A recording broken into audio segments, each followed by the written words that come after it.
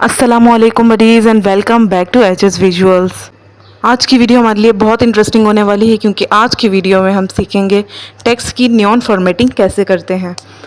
बिना time waste किए हम वीडियो को स्टार्ट करते हैं।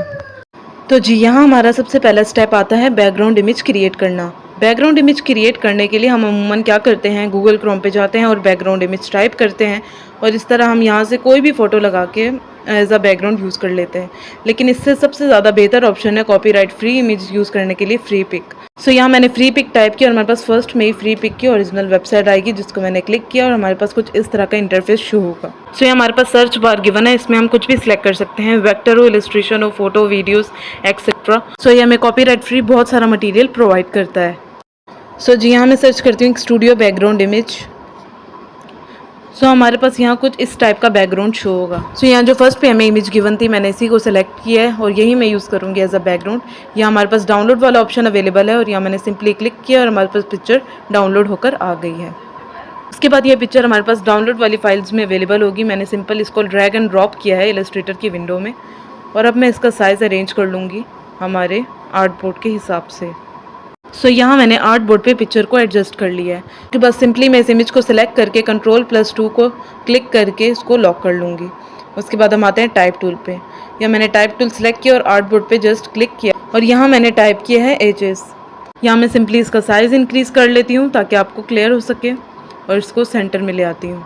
उसके बाद मैं करैक्टर पैनल ओपन करूँगी और यहाँ से कोई भी फ़ॉन्ट सिलेक्ट करूँगी। जी उसके बाद मैंने दोबारा टेक्स्ट टूल सेलेक्ट किया और उसके साथ ही मैंने विजुअल राइट किया जैसे एचएस राइट किया था और इसका साइज़ मैं इंक्रीज़ करूँगी सिंपली शिफ्ट और लेफ़्ट क्लिक को होल्ड करके और लास्ट नोट पे ड्रैग करके। उसके बाद यहाँ इसका भी फ़ॉन्ट मैं चेंज कर लेती हूँ। उसके बाद मैंने सिंपली टेक्स्ट को सिलेक्ट किया और उसको सेंटर अलाइनमेंट में रखा है, उसका साइज़ थोड़ा इंक्रीज़ कर दिया और अब हम इसकी कॉपीज़ क्रिएट करेंगे। कॉपीज़ क्रिएट करने के लिए सिंपली हम Ctrl+C और Ctrl+V प्रेस करेंगे।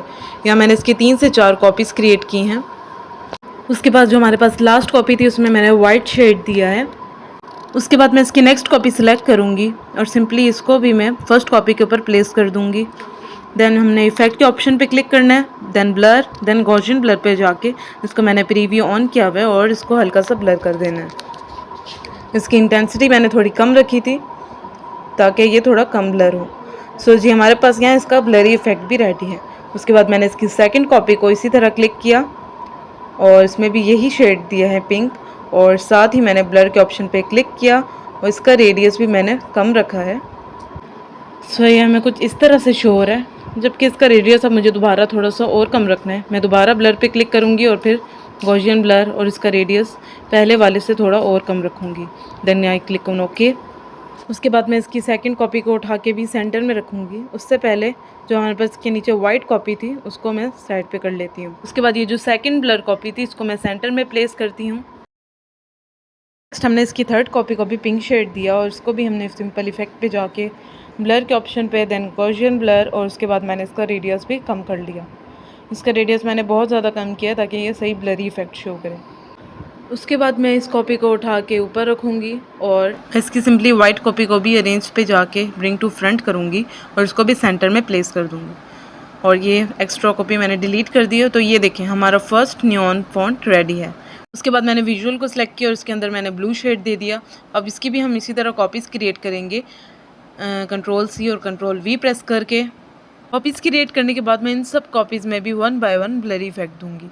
एक बात आपने हमेशा याद रखनी है कि जो सबसे फर्स्ट पे हमने रखना है अपना फ़ॉन्ट उसका ब्लरनेस सबसे ज़्यादा करनी है, वो सबसे ज़्यादा ब्लर होना चाहिए। उसके बाद उससे ज़्यादा कम ब्लर, उससे कम और फिर उससे कम। इसी तरह यहाँ मैंने अरेंज किए इन सबको और जो सबसे कम थी मैंने सबसे पहले रखी, उसके बाद दूसरी, उसके बाद दूसरी और उससे ऊपर दूसरी। यहाँ मैंने रख ली और वाइट पे मैं जाके ब्रिंग टू फ्रंट करूँगी और देखें यहाँ हमारा नियॉन टेक्स्ट रेडी है। उसके बाद इसको मज़ीद सेट करने के लिए मैं एक रेक्टेंगल ड्रॉ करूँगी और उसमें भी मैं पिंक शेड दूँगी और उसको मैंने ऊपर वाले फ़ॉन्ट के ही हिसाब से सेट किया है हाफ़ पेज पे और हाफ़ पेज पे मैं ब्लू फ़ॉन्ट सेलेक्ट करूँगी। इसकी ओपेसिटी मैं कम कर दूँगी और इनको भी सेम वैसे ही ब्लरी इफेक्ट दूँगी जैसे हमने टेक्स्ट को दिया था और ये हमारा रेडी है। देखें जी ये थी हमारी आज की वीडियो। सो अगर आपने भी किसी ऑब्जेक्ट या किसी टेक्स्ट को न्योन स्टाइल देना है या फिर लाइटनिंग इफेक्ट देना है तो आप ये मेथड ट्राई कर सकते हैं। वीडियो अच्छी लगी हो तो लाइक, कमेंट और सब्सक्राइब करना मत भूलिएगा। थैंक्स फॉर वॉचिंग एंड अल्लाह हाफिज़।